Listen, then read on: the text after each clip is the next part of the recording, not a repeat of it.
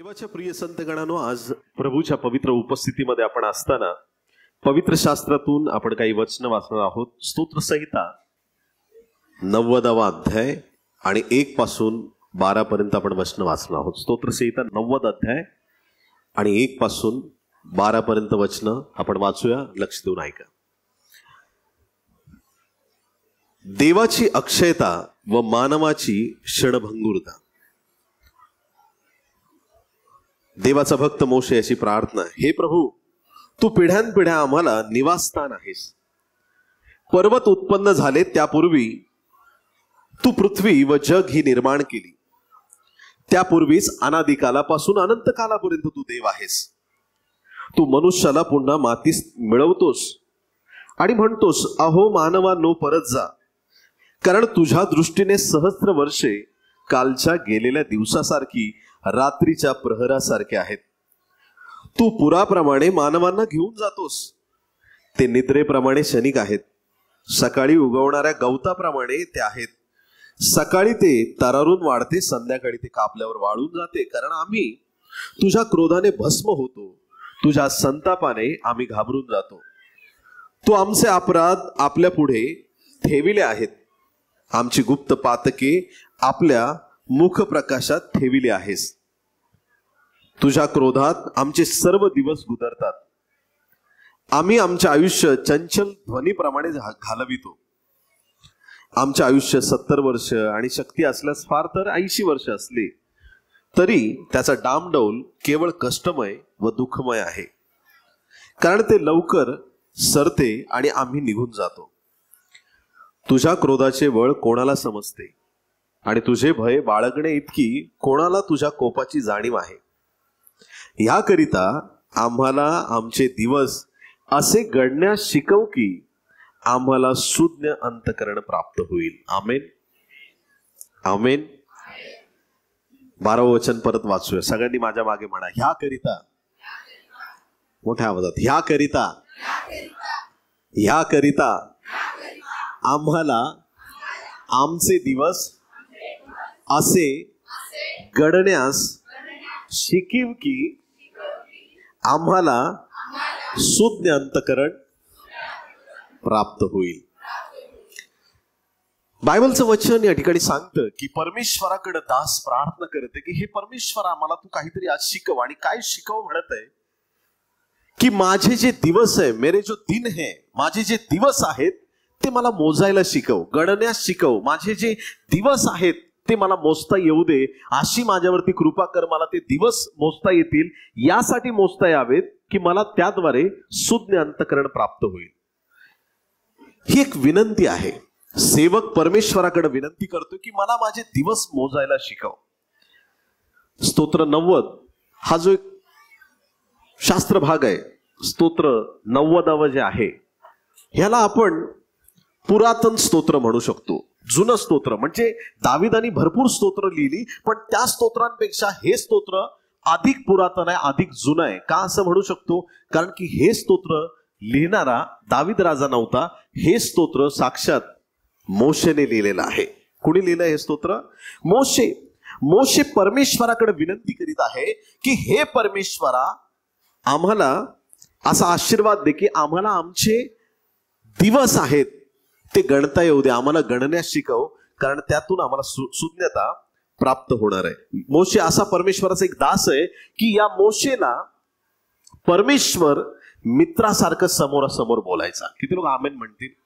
Hallelujah. ज्यावेळेस आम्ही कोणाला सांगतो की काल रात्री मी प्रार्थना केली, प्रभू माझ्याकडे आला, ते म्हणतात काही पण फेकतो. कसं काय देव बोलणार याच्याशी? कसं काय देव याला भेटणार? कसं याला दृष्टांत होणार? त्या कुणी साक्ष देतं, मला दृष्टांत झाला, मला स्वप्न मिळालं, देव माझ्याशी बोलला. आणि जगातल्या लोकांना हे खरं वाटत नाही. मला तुम्हाला सांगू द्या, मोशेकडं जुन्या करारामध्ये कोकराचं रक्त असताना त्याच्याशी जर देव डायरेक्ट बोलू शकतो, तुमच्याकडे तर येशूचं रक्त आहे. प्रभू तुमच्याशी बोलल्याशिवाय राहणार नाही. हालेलुया. प्रभू तुमच्याशी कुठल्या ना कुठल्या प्रकारे बोलल्याशिवाय राहणार नाही. आता हा मोशे जो आहे, निर्गम याचा 33वा अध्याय 11 वचन, एक्सोडस चॅप्टर 33 वर्स 11 काय सांगता ऐकूया. निर्गम 33 आणि 11 वचन. मित्राशी बोलावे तसे परमेश्वर मोशेशी समोरासमोर बोलत असे. आजकाल मित्र पण समोरासमोर बोलत नाही. बोलो येशू मसीह की.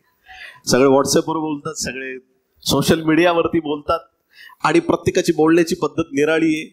भेटी पण बऱ्याच वेळा मित्रांच्या होत नाही. पण देव असा मित्र आहे की जो निरंतर तुमच्या भेटीला येणारा परमेश्वर आहे. परमेश्वर मोशेशी वार्तालाप करायचा.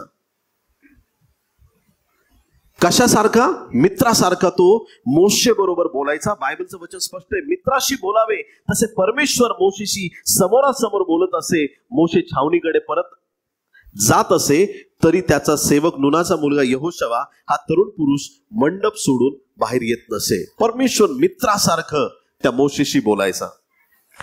गणना याचा 12वा अध्याय 7 आणि 8 वचन. गणना 12वा अध्याय 7 आणि 8 वचन.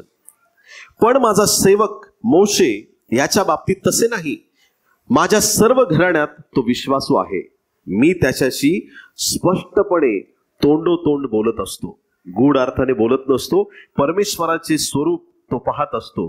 तर माझा सेवक मोशे ह्याच्या विरुद्ध बोलायला तुम्हाला भीती कशी नाही वाटली? या ठिकाणी वचन स्पष्ट आहे की परमेश्वर तोंडोतोंड म्हणजे समोरासमोर येऊन मोशेशी बोलत असे. आता हा सेवक जेव्हा देवाशी त्याची एवढी एकनिष्ठता आहे, देवाच्या प्रिय लोकांनो, रोज तिकडे त्या भागात तो जात होता. मोशे रोज त्याचा कळप चारत असे. त्या भागामध्ये तो रोज नेहमी निरंतर तेच काम तो करायचा. पण एक दिवशी त्याला जळतं झुडूप दिसलं आणि परमेश्वर त्या दिवशी मोशेशी जळत्या झुडुपातून बोलला. तिथून जे सुरुवात झाली, हालेलुया, परमेश्वर निरंतर मोशेशी मरेपर्यंत, शेवटपर्यंत देव त्याच्याशी बोलत होता. परमेश्वराशी मोशेचा संपर्क नेहमी टिकून राहिला.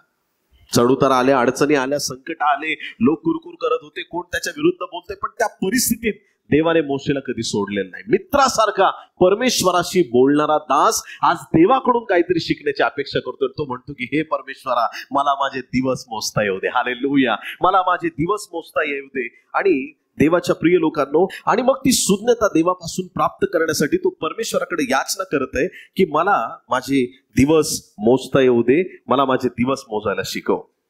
देवाच्या प्रिय लोकांनो, ऍक्च्युली जेव्हा आपण विचार करतो की दिवस मोजणे म्हणजे काय, दिवस मोजणे म्हणजे आज जसं कितवा महिना आहे वर्षाचा, 9th मंथ आहे, म्हणजे जानेवारी पासून मोजलं बरोबर, ह्या महिन्यात एवढे दिवस कॅल्क्युलेट, हे असे मोजणं नाही. हालेलुया.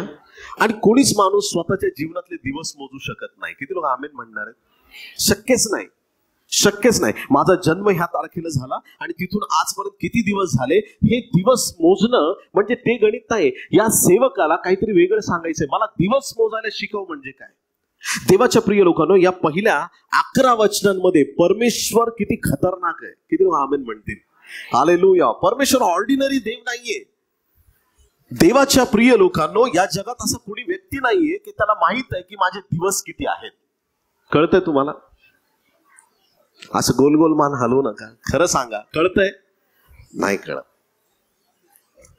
दुनिया में ऐसा कोई इंसान नहीं है. There is no one who can tell you I am going to live such and such days on this planet.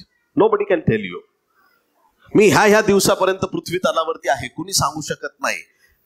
येण्याचा काल सांगू शकता तुम्ही. किती लोक आमेन म्हणतील? डॉक्टर टेंटेटिव्ह डेट देतो, ह्या दिवशी तयार राहा, नाही तर मग आम्ही आहेत चाकू सुऱ्या घेऊन. फॅक्ट आहे, फॅक्ट आहे. येण्याचा दिवस माहितीये, जाण्याचा दिवस कोणाला माहित नाहीये. पण बायबलमध्ये एक जण होता, अपवाद असतोच प्रत्येक ठिकाणी, त्याला जायचा दिवस माहित होता. हेच किया. 15 वर्ष राहिले, आता माझे 10 वर्ष राहिले. ज्यांनी पूर्ण वाचलं यशाचा ग्रंथ त्यांना माहित आहे. आता माझे 6 महिने राहिले. मग तो काय करत असेल? एकदम तयारीतच असेल की आता ह्या वर्षात मला हे करायचे, त्या वर्षात, कारण देवाने मला वाढवलंय. शेवटी म्हटलं असेल 2 दिवस राहिलेत.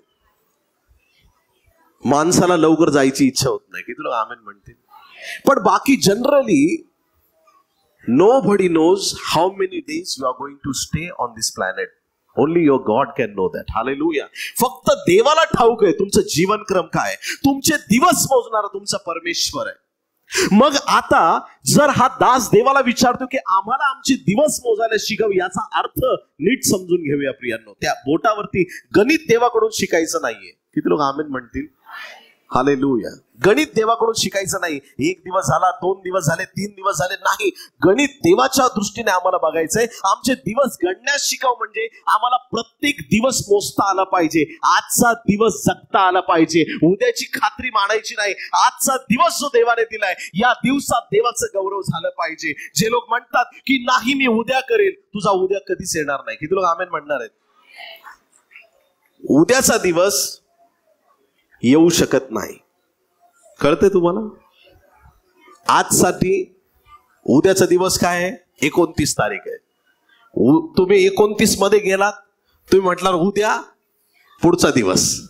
उद्या हा माणसाच्या जीवनात कधी येऊ शकत नाही.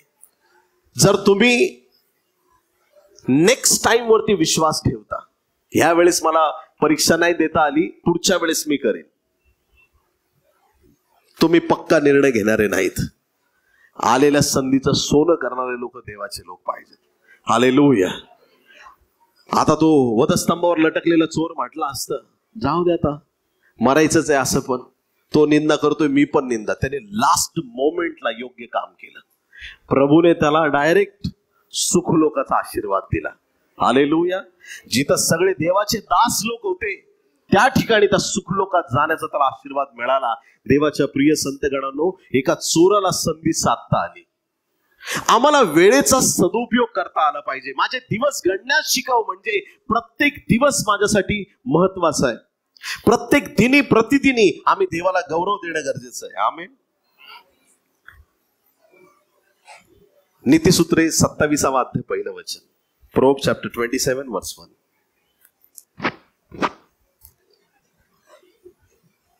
उद्याची खात्री मानू नकोस. शेजाऱ्याला सांगा, उद्याची खात्री मानू नकोस. उद्याची खात्री मानू नको, कारण एका दिवसात काय होईल हे तुला कळत नाही. काही लोक आजचा दिवस जगायचं विसरून जातात. हालेलुया. आजच्या दिवसाचा आनंद घ्यायचं विसरून जातात. आजच्या दिवसात देवाचं गौरव करायचं विसरून जातात. आजचा दिवस देवाने किती आशीर्वादित केलाय हे विसरून जातात. उद्याचं प्लॅनिंग करतात आणि उद्यामध्ये पोहोचले का तेच परत अजून पुढे ढकलायला तयार होतात. आणि एक स्पिरिट आहे, एक आत्मा आहे, दुरात्मा आहे, spirit of cancellation, postponing spirit.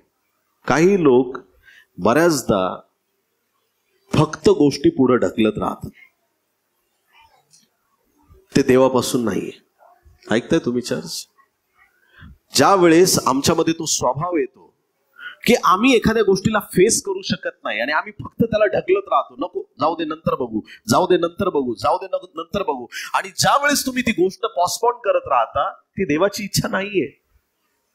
उद्याची खात्री मानू नको. आता 2 महत्वाची उदाहरणं उद्याच्याबद्दल, उद्याच्या क्षणाबद्दल. एक तर उद्याची खात्री मानू नको असं पण सांगितलंय, आणि एक ठिकाणी असं पण बायबलचं वचन आपल्याला स्पष्ट सांगतं. मत्तई 6:34, मत्तई कृष्णवर्तमान 6वा अध्याय 34वा वचन. यास्तव उद्याची चिंता करू नको. शेजारच्याला सांगा, उद्याची चिंता करू नको. यास्तव उद्याची चिंता करू नको, कारण उद्याची चिंता उद्याला, ज्या दिवसाचे दुःख त्या दिवसाला पुरे.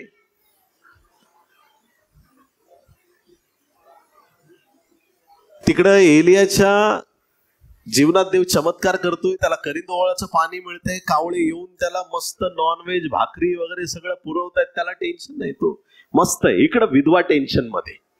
ऐकता तुम्ही चर्च?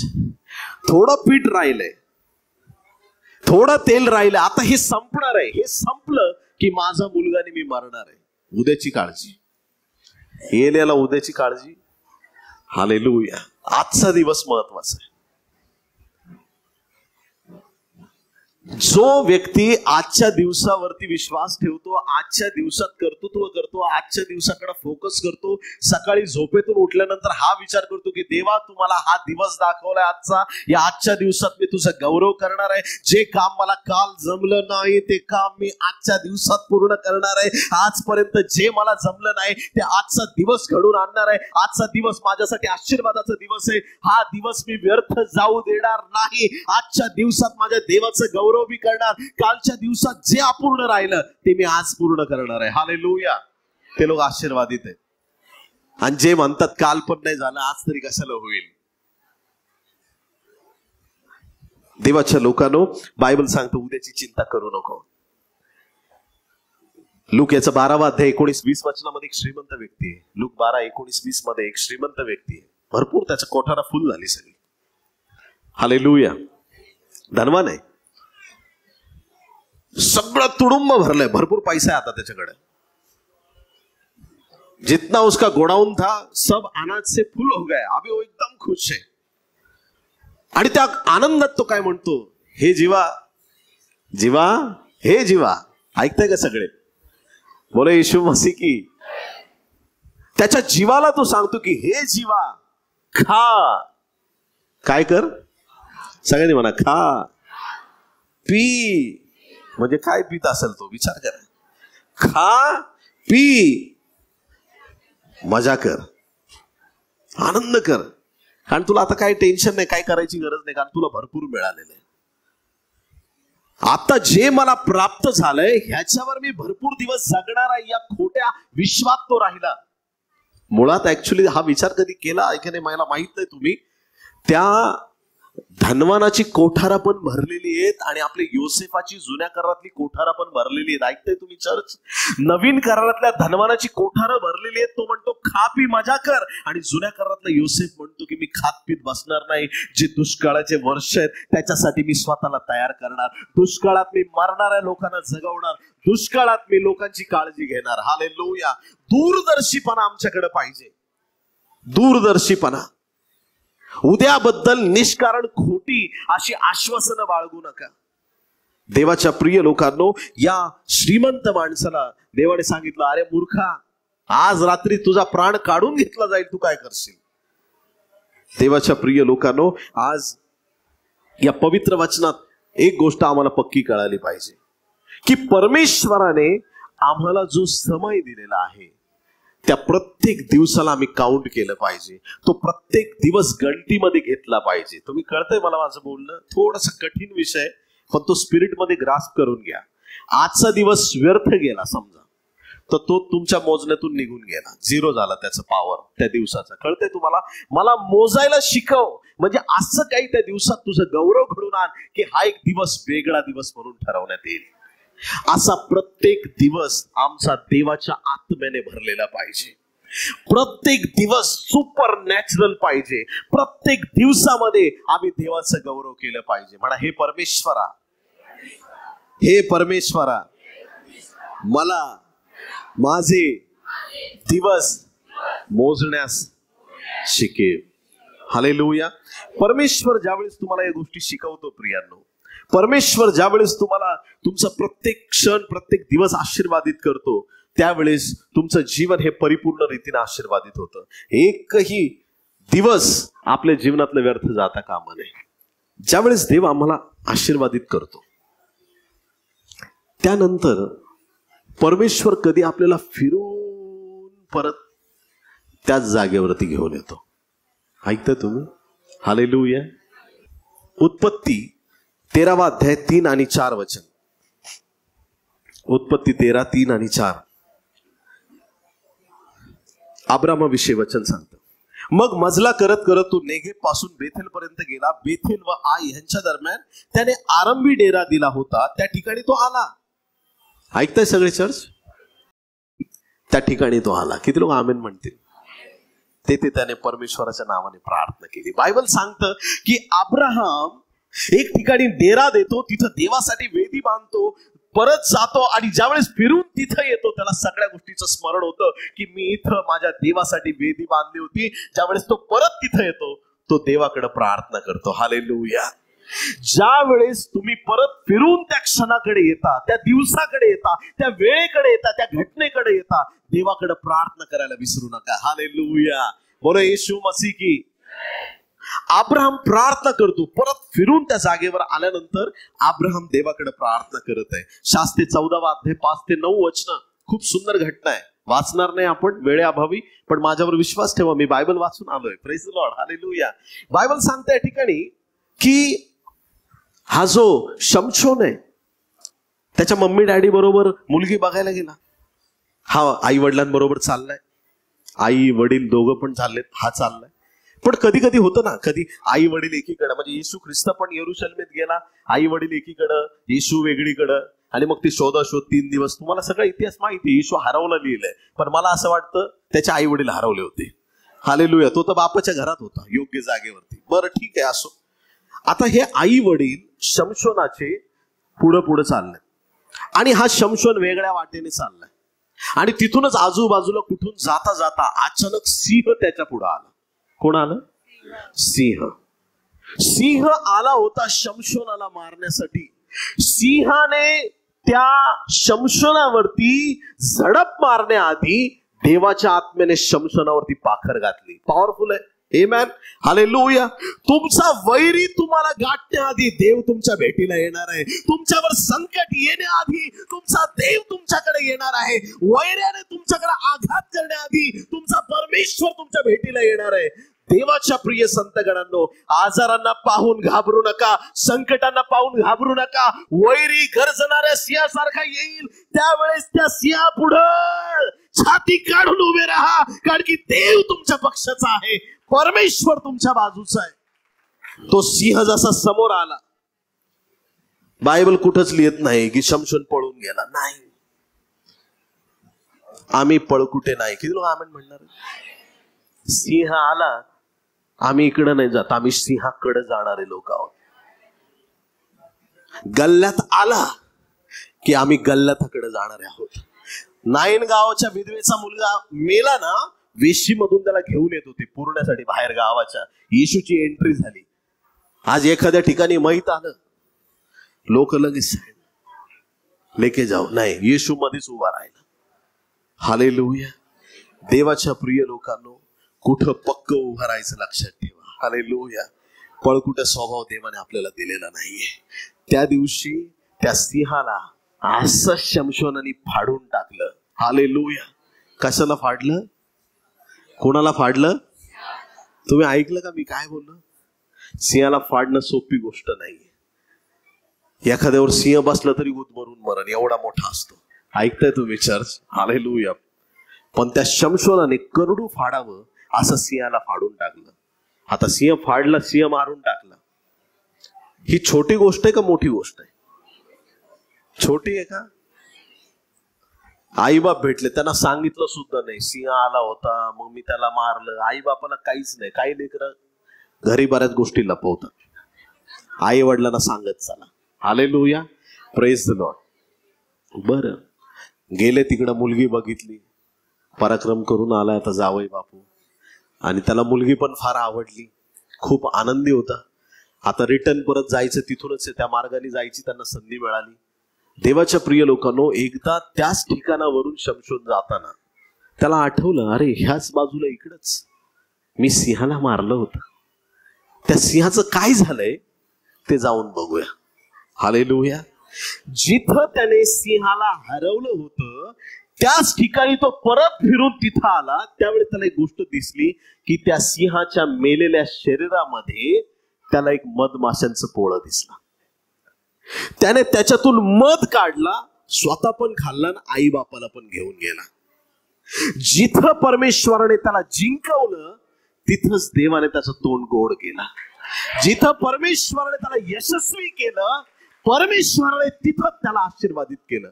ही देवाची योजना आहे तुमच्यासाठी. हालेलुया. जिथं तुमचा संघर्ष होता तिथं देव तुमचं तोंड गोड करणार आहे. जिथं तुम्ही फार कठीण प्रसंगातून गेलेले आहात, देव तिथंच तुम्हाला उंच करणार आहे. तिथंच तुम्हाला देवाचं गौरव करण्याची संधी मिळणार आहे. अब्राहम गेला फिरून, परत वेदीकडे आला, येऊन प्रार्थना करतो. हालेलुया. शमशोन जिथं सिंहाला मारतो तिथंच परत फिरून येतो, परत त्याला तिथं मध खायला मिळतो. परमेश्वर परत फिरून तुम्हाला त्याच ठिकाणी आणणारा देव आहे. एक दिवशी ना दावीद चॅलेंज स्वीकारतो, मारतो मी त्या गल्ल्याताला. जेव्हा कोणीच डेअरिंग करत नव्हतं, शाऊल राजा पण थरथर, सगळी प्रजा पण सगळे घाबरलेले होते. आपला दावीद एकदम फुल फॉर्म मध्ये, नाही मी लढतो ना. हे हिंस्र पशु माझ्या सगळ्या मेंढरांकडे यायचे, त्यांना मारण्याची शक्ती ज्या देवाने दिले ना, हा कोण लागून गेलाय पोलिसटी, ह्याच्याकडे पण मी बघतो. त्याला एवढा कॉन्फिडन्स आहे. हालेलुया. गेला राजाकडं. राजा म्हणलं लढतो का तू? हा म्हणे लढतो मी. द्यायला चिलखत, द्यायला तलवार, द्यायला ढाल, द्यायला माझे चांगले जोडे, घाला याच्या डोक्यामध्ये हेल्मेट, एकदम पूर्ण पोशाख करून टाका, एकदम याला तयार करा. जेव्हा दाविदाने ते सगळं घातलं अंगात, तलवार, ढाल, एवढं वजन त्याचं, हा कोवळा मुलगा, त्याला असं वाटलं ते घेऊन चालता चालताच मरून खाली पडतो की काय. तो म्हटला राजा हे आपल्याला काही जमणार नाही, हे सगळं काढून ठेव बाबा, हे तुझं तुला लखला वासू दे. त्याने राजाकडून कुठलीच गोष्ट घेतली नाही, पण देवाकडून त्याने अभिषेक घेतला होता, देवाकडून त्याने कृपा घेतली होती, देवाकडून त्याने धाडस घेतलेलं होतं. ज्यावेळेस तो राजा तुम्हाला ब्लेस करतो ना, जगातील राजांची तुम्हाला गरज पडत नाही बरं का, लक्षात ठेवा. जगातल्या कुठल्याच राजाचं कुठलंच काहीच तुम्हाला घेण्याची गरज पडत नाही. एकदा तुमच्या देवाने तुम्हाला ब्लेस केलं ना, कुणाच्या मदतीशिवाय ताऱ्यासारखं तुम्ही चमकाल. देवाच्या प्रिय लोकांनो, हा दावीद तिथून जातो, ते 5 गुडगुडीत गोटे घेतो ओहळातून, गल्ल्याता बरोबर लढतो, गल्ल्यात तिथं चित करून टाकतो. गल्ल्याताला त्यांनी प्रॉमिस केलं होतं, तुझा मांस मी आता जनावरांना आकाशातील पाखरांना खाऊ घालणार आहे, तुझे तुकडे करणार वगैरे वगैरे वगैरे. आपला दावीद पण बोलून गेला होता. दगडाने तुकडे होतात का? ऐकताय चर्च? पण प्रॉफिटिक वर्ड होता. माझ्याकडे तलवार नाही, पण तुझ्या तलवारीने तुझा कार्यक्रम करणार आहे. त्याचीच तलवार घेतली गल्ल्याताची, त्याचा शिरच्छेद केला. सांगण्याचं तात्पर्य हे की या ठिकाणी 1 शमूएल 17:57 वाचतो, एक वचन आहे म्हणून. 1 शमूएल 17:57. दावीद पलिश्त्यांना मारून परत आला तेव्हा त्याचे शीर त्याच्या हाती होते. अबनेराने त्याला तसेच नेऊन शाऊला पुढे उभे केले. हालेलुया. पहिल्यांदा शाऊलाकडे गेला, रिकाम्या हातांनी गेला होता. दुसऱ्या वेळेस जेव्हा गेला परत फिरून त्या राजाकडे, त्याच्या हातात पलिश्त्याचा शीर होता. हालेलुया. तुम्हाला कळतंय देवाच्या प्रिय लोकांनो, ते शीर नुसतं शीर नाही, ते मुख, त्या शिराचं मुख देवाविरुद्ध बोलणार होतं. ते शीर, ते मस्तक सैतानाच्या गौरवासाठी वापरलेलं होतं. ते हातात धरून तो राजाच्या राजवाड्यात गेला आणि त्या ठिकाणी देवाचा फार मोठा गौरव प्रकट झाला. परत फिरून ज्यावेळेस तुम्ही त्या ठिकाणी येता, आणखीन मोठं गौरव करण्याची परमेश्वर तुम्हाला संधी देतो. आमेन. आता सरते शेवटी महत्वाची गोष्ट, अब्राहम फिरून येतो, देवाचं गौरव करतो. शमशोन परत फिरून येतो, मध मिळाला, देवाचं गौरव. दावीद फिरून येतो, येताना त्या दिप्पाड बलाढ्य गल्ल्याताचं शीर घेऊन येतो. आता एक कोणीतरी परत फिरून येणार आहे. आधी आला त्याला सगळ्यांनी क्रुसावर दिला, आधी आला तेव्हा गाढवीच्या शिंगरावर आला, आता राजांचा राजा घोड्यावरती स्वार होऊन येणार आहे. आधी आला त्यावेळेस त्याला तुच्छ लेखलं, आता यावेळेस सगळ्यांना माना वर कराव्या लागणार आहेत. आधी आला त्याचा धिक्कार झाला, आता यावेळेस सगळ्यांना स्वीकार करावा लागेल की हाच देवाचा पुत्र आहे. आधी आला तेव्हा त्याच्यावरती अत्यंत वाईट असे त्याला त्रास देण्यात आला, पण आता सगळी दुनिया त्याला सॅल्यूट करणार प्रियांनो, त्याच्या पुढे लोटांगण घेणार. येशू परत येत आहे प्रियांनो. आमचा देव पुन्हा परत त्या ठिकाणी घेऊन येणारा देव आहे. हालेलुया. आधी आला, कोकरू आला, आता यहूदा वंशाचा सिंह येत आहे, तुम्हाला आणि मला घेण्यासाठी येत आहे. हालेलुया. ज्या वेळेस तो स्वर्ग सोडून जगात आला असेल, मी तुम्हाला फॅक्ट सांगतो, सत्य परिस्थिती सांगतो, गव्हाणी जर त्या गौरवात त्याला ठेवलं असतं ना, गव्हाणी जळून खाक झाली असती. ऐका, हालेलुया. जगातले कुठलेच हात त्या बाळाला घेण्यासाठी योग्यतेचे नव्हते, पण त्याचं गौरव त्यांनी स्वर्गात काढून ठेवलं होतं. हालेलुया. त्याचं गौरव, त्याची पॉवर त्याने तिथं काढून ठेवली. तुमच्या माझ्यासारखा व्यक्ती मनुष्य बनून आला, पण आता माणूस बनून येणार नाही. आता आमचा प्रभू येणार आहे, राजांचा राजा येणार आहे. हालेलुया. लक्षात ठेवा, जिथून तुम्ही सुरुवात केली, परमेश्वर परत साक्ष द्यायला तुम्हाला तिथं उभा करणार आहे. हालेलुया. बोले येशू मसीह की. प्रभूला धन्यवाद. देवाने मला परत फिरून आजच्या दिवसामध्ये आणलेलं आहे. हालेलुया. प्रभूला धन्यवाद. वाढदिवस ज्या ज्या वेळेस तुम्ही तुमचे साजरे करता, तो क्षण देवाला गौरव देण्यासाठी वापरा, कारण की परत फिरून देवाने तुम्हाला तिथं आणलेला आहे. जर तो तुम्हाला दिवस गणायला शिकवेल, मोजायला शिकवेल, तर तुम्हाला त्याचे गौरव करता येईल. एकही दिवस व्यर्थ जाता कामा नये. प्रत्येक दिवशी देवाचा गौरव करा, प्रत्येक परिस्थितीमध्ये देवाचा गौरव करा, प्रत्येक ठिकाणी देवाचा गौरव करा. आमेन.